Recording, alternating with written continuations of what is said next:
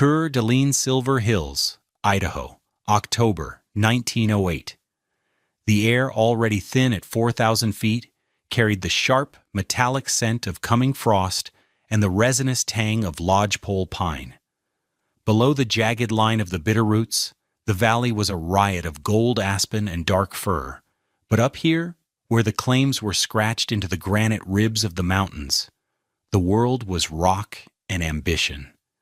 And on a small, cleared ledge overlooking a steep canyon, Angie Zavershnik was engaged in an act of profound and visible foolishness.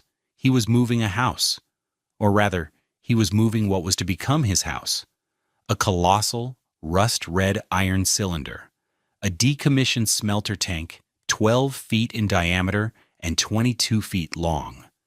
It lay on its side like a fallen god of industry, its half-inch iron skin pitted and stained, its lines of rivets marching in grim precision along its seams.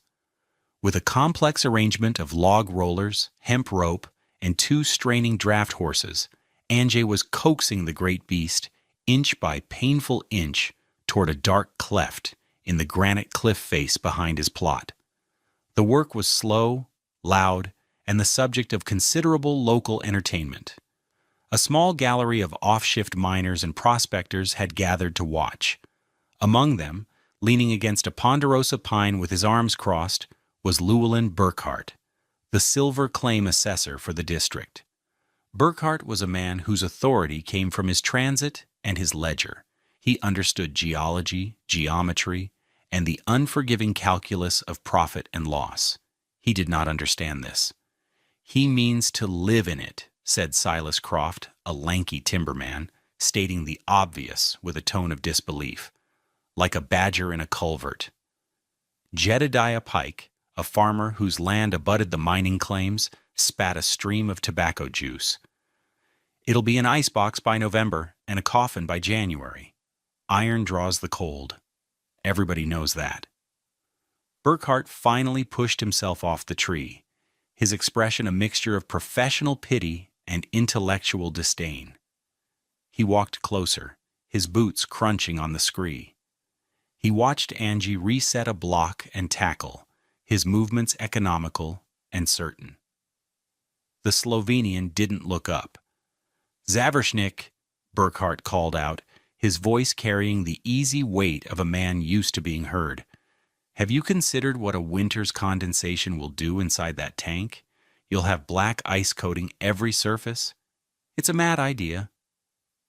Anja Zavershnik paused, wiped sweat from his brow with the back of a calloused hand, and looked at the claim assessor.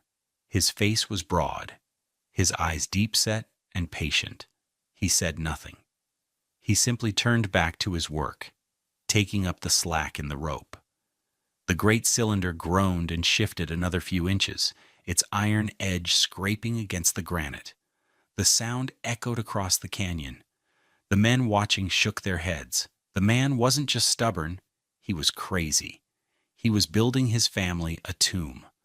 What did this Slovenian boilermaker, a man who spoke in clipped, sparse sentences, understand about iron capacitance and geothermal anchoring that a seasoned silver claim assessor and a whole community of experienced frontiersmen had missed?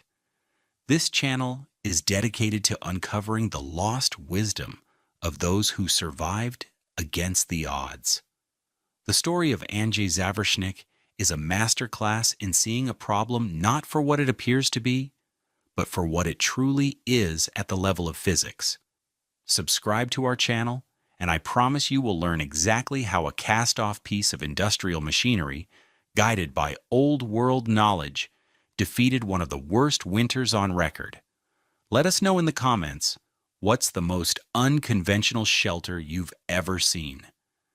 Andrzej Zavershnik was not a carpenter. He was not a farmer, nor was he a miner in the Idaho sense of the word. His hands, thick and scarred, did not know the intimate grain of wood or the heft of a pickaxe. They knew the unyielding reality of iron. He was from Idrija, in the Carniolan region of what was then the Austro-Hungarian Empire, a town that owed its existence to a single, toxic substance, mercury. For 15 years, Anjay had worked as a boilermaker, fabricating the massive iron ore roasters and condensing chambers for the Adrija Mercury Works. His trade was a constant battle against immense heat and invisible poison. He riveted half-inch plate, sealed seams against the corrosive vapor of cinnabar, and learned the deep, slow language of how metal holds and releases energy. His world was one of furnace chambers, retort vessels, and the precise tolerances required to keep a deadly gas contained under pressure. He understood that a well-made vessel was a world unto itself, a sealed system that obeyed its own rules. He had brought his wife, Katerina, and their two small children, Luca and Sofia, to the Coeur d'Alene Hills, not for silver, but for air. The mine doctors in Idrija had spoken of the miner's tremble and the slow decay of the lungs. They came to Idaho for the clean, sharp wind and the promise of a life built with their own hands. Their first winter in 1907 was a brutal education. They lived in a hastily built cabin of green pine, the kind that dotted the hillsides all over the Silver Valley. It was a structure designed to be built fast, not to be lived in well. The experience had been a litany of small, accumulating miseries that amounted to a singular, profound failure. Anjay, the man who could seal a vessel against 600 degrees Celsius, could not keep his family warm. He remembered the specific moments of defeat with a clarity that shamed him. The well rope, soaked from Katerina's morning pull, freezing into a solid, unbendable rod before she could lower the bucket again.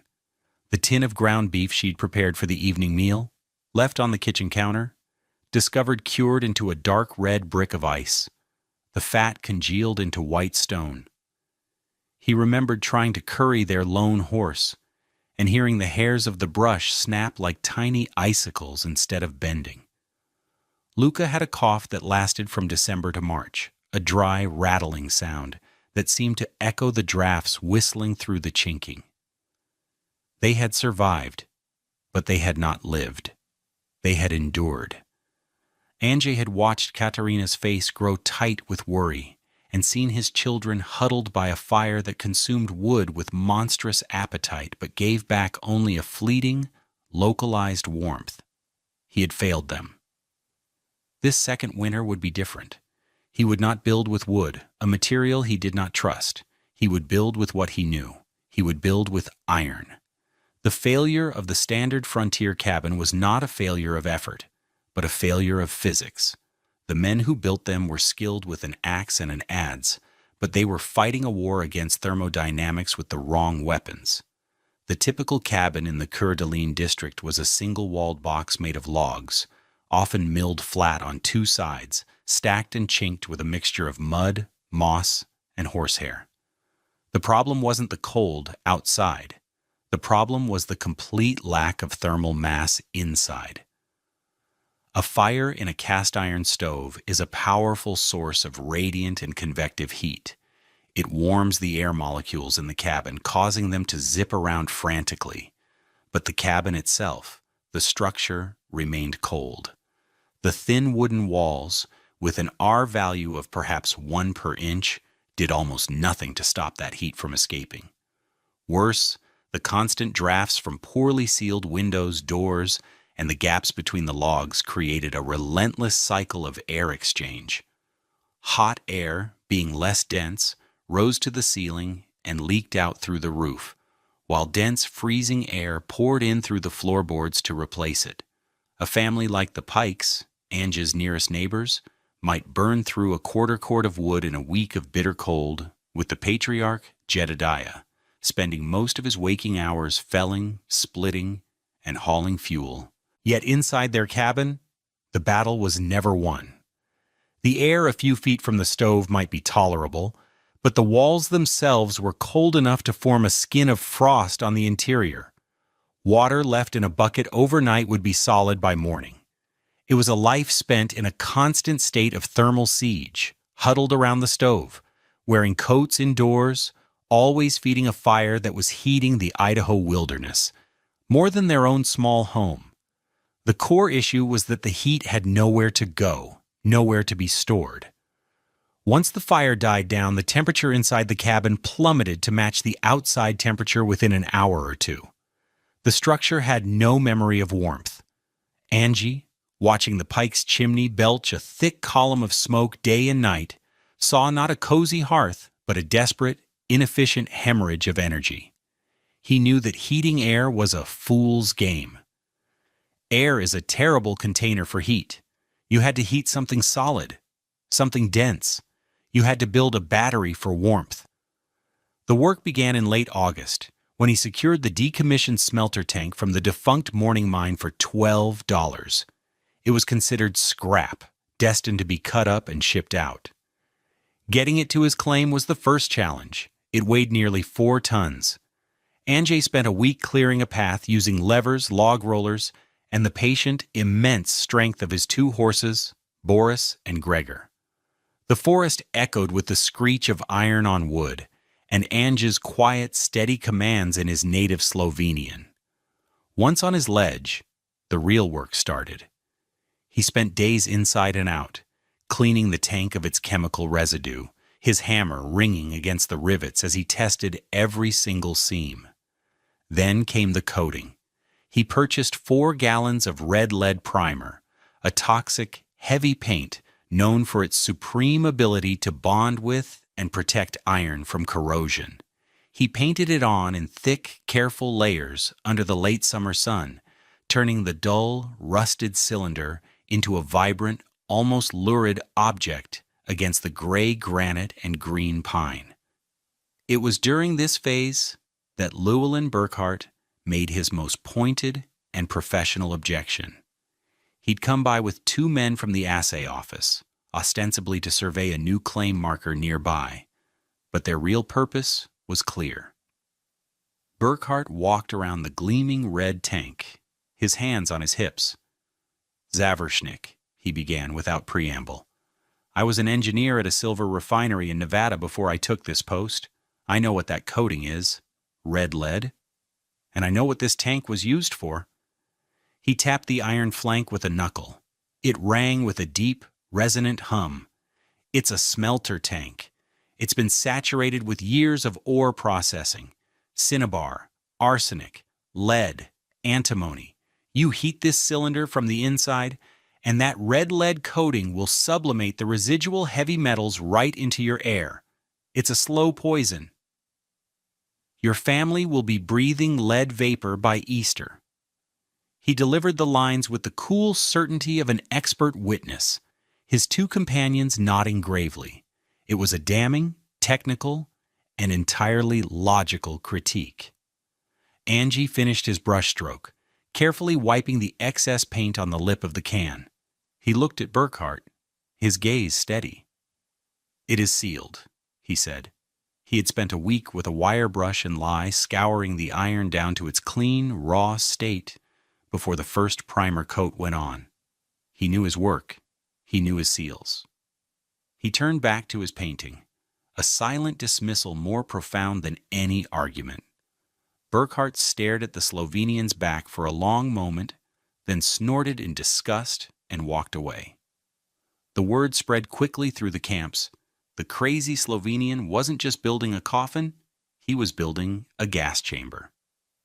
With the painting done, the final move began. Angie positioned the tank at the mouth of the granite alcove.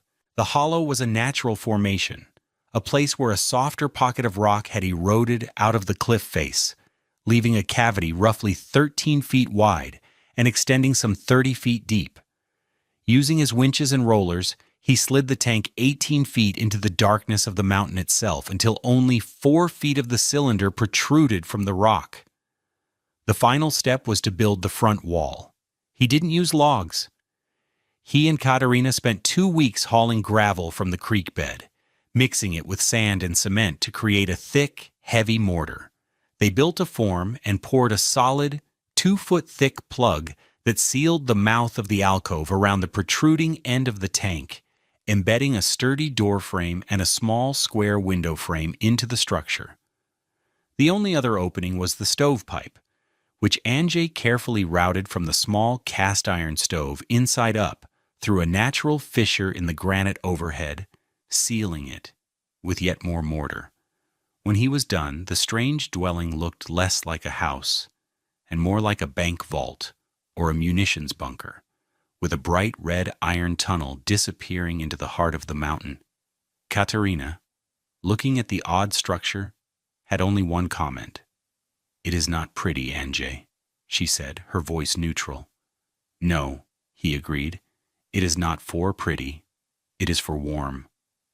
To understand why Anjay Zavrishnik's iron cylinder worked, you have to understand two fundamental principles the frontiersmen missed: thermal capacitance and geothermal anchoring.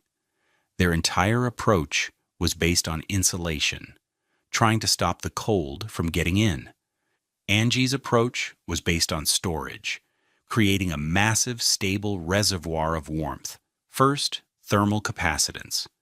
This is the ability of a material to store heat energy. Different materials have different capacities. Air, for instance, has a very low specific heat capacity. It takes very little energy to raise its temperature, but it also holds that energy for a very short time. Wood is better, but iron is in another league entirely. A pound of iron can store almost 10 times the amount of heat as a pound of air. Angie's smelter tank, at 12 feet in diameter, 22 feet long, with a half-inch skin, had a surface area of over 800 square feet and a total weight of nearly 8,000 pounds. It was, in effect, a massive iron battery. The card's figure of 9,000 BTUs per linear foot is a stunning measure of this capacity. A British thermal unit, or BTU, is the amount of energy needed to raise 1 pound of water by 1 degree Fahrenheit. Anja's 22-foot tank could therefore store nearly 200,000 BTUs of energy in its iron skin. When he lit a fire in the small stove inside, he wasn't just heating the air. He was slowly, steadily charging this immense thermal battery. The heat radiated from the stove, was absorbed by the iron walls, and held there. After a few hours of a modest fire, the entire mass of the cylinder would be saturated with warmth. When the fire died down, the process reversed. The iron, now warmer than the air, began to radiate its stored energy back into the living space. It would continue to do so for hours, even days. The card estimates a 30-hour release after a single fire, a performance utterly unimaginable in a log cabin, which would be frigid an hour after the last ember died. The second principle, and arguably the more brilliant, was geothermal anchoring. Any structure built on the surface of the earth in an Idaho winter is sitting on frozen ground. The frozen earth acts as a colossal heat sink, constantly pulling warmth out of the floor of the cabin. It's a battle you can never win. But Anjay knew that the earth is only frozen for the first few feet. Below the frost line, the ground maintains a remarkably stable temperature year-round, a temperature that reflects the region's average annual air temperature. In the Coeur d'Alene Hills, this was about 46 degrees. By sliding 18 feet of his iron cylinder deep into the granite alcove, Anjay wasn't just protecting it from the wind. He was physically coupling his home to the deep, stable warmth of the planet. The back 3/4 of his house could never, under any circumstances, drop below 46 degrees. The mountain itself was his insulation and his baseline heat source. Instead of losing heat to the frozen ground like his neighbors, Anjay's home was constantly gaining a small, steady trickle of warmth from the rock it was nestled in. He had eliminated the single biggest source of heat loss that plagued conventional cabins. His home didn't fight the mountain, it borrowed its eternal, deep-set warmth. That November, winter arrived not as a gradual decline, but as a sudden, brutal assault. A high-pressure system settled over the northern Rockies, pinning a mass of Arctic air against the mountains. It was a classic Bitterroot inversion. For 14 straight days, the temperature at the valley floor never rose, above -30 degrees Fahrenheit. The air was perfectly still, preternaturally clear on the ridges, but choked with a thick, stagnant layer of wood smoke in the canyons below. From the high claims, you could look down and see the smoke from 100 cabins pooled into a visible, suffocating blanket 80 feet deep, a gray testament to the desperate, losing battle for warmth being waged below. For the Pike family, it was a nightmare. The cold was a physical presence, a predator. The new chinking they'd put in that fall had shrunk, opening up a dozen tiny cracks that admitted knives of frigid air. They kept the stove roaring white-hot, but the heat barely reached the corners of the single room. The windows were opaque with an inch of interior ice. At night they slept in their coats under a pile of every blanket they owned. Jedediah's prized bottle of whiskey, kept on a shelf away from the stove, had turned to a thick, viscous slush that had to be spooned out and thawed before it could be drunk. It was a life reduced to the bare essentials of survival, feeding the fire and enduring the cold. Inside Andrzej Zawersznik's iron cylinder, life continued with an impossible normalcy. The small stove was fed a few logs in the morning and a few in the evening. The air inside was a steady, comfortable 65 degrees. There was no frost on the single small window pane. There were no drafts. The thick mortar wall and the deep-set iron tube were silent, impervious. The most remarkable thing was the lack of drama. Katerina sat near the door, mending one of Luca's shirts, her fingers nimble and bare. The children played on a wool rug on the floor, drawing pictures on a slate. The air smelled faintly of baking bread and drying herbs, not of the acrid smoke that choked the valley. Andrzej sat at a small table, oiling a tool. On a small ledge carved into the granite, deep inside the hollow beside the iron wall, sat a clear glass flask of Slivovica, the potent plum brandy of his homeland. He stood, took the flask, and poured a small measure into a glass. The liquid flowed clear and free, as if it were a summer afternoon. At 60 degrees Fahrenheit, it was perfectly preserved, a liquid testament to the stable warmth of the deep earth. He had not built a shelter. He had built a different season. The breaking point for Lowell and Burkhart came on the 10th day of the inversion. He and a 3-man survey crew were working a high pyrite claim on the far side of the canyon, a miserable job in the crushing cold. The air was so frigid that the steel of their transit was painful to touch, and their breath froze instantly on their beards. They finished their work as the weak, late afternoon sun began to dip below the western ridge and started their descent. Darkness fell with the swift, unforgiving finality of a mountain winter. The world dissolved into a featureless landscape of snow and rock. Worse, as they dropped in altitude, they entered the thick, disorienting layer of wood smoke. Visibility dropped to less than 20 feet. The smoke burned their lungs and made their eyes water. They became disoriented, losing the trail in the gloom. The temperature was now pushing -40. It was a life-threatening situation. The foreman, a man named Cobb, held up his lantern, its yellow beam swallowed by the gray murk. They were lost. Then Cobb stopped. "What in God's name is that?" he whispered. He pointed the lantern upward. Through the thick haze, they saw it. A perfectly straight, clean column of smoke, almost white, rising like a rope thrown toward the stars. It wasn't pooling or spreading. It was punching directly through the inversion layer. A beacon of impossible physics. Smoke didn't do that in this cold. The hot exhaust from a chimney should hit the frigid ceiling of the inversion layer and spread out. This smoke was too hot, its velocity too high. It was behaving as if the inversion didn't exist. Burkhart stared, his mind racing. He knew where they were, roughly. He knew whose claim this was. "Zawersznik," he breathed. The smoke plume was their compass.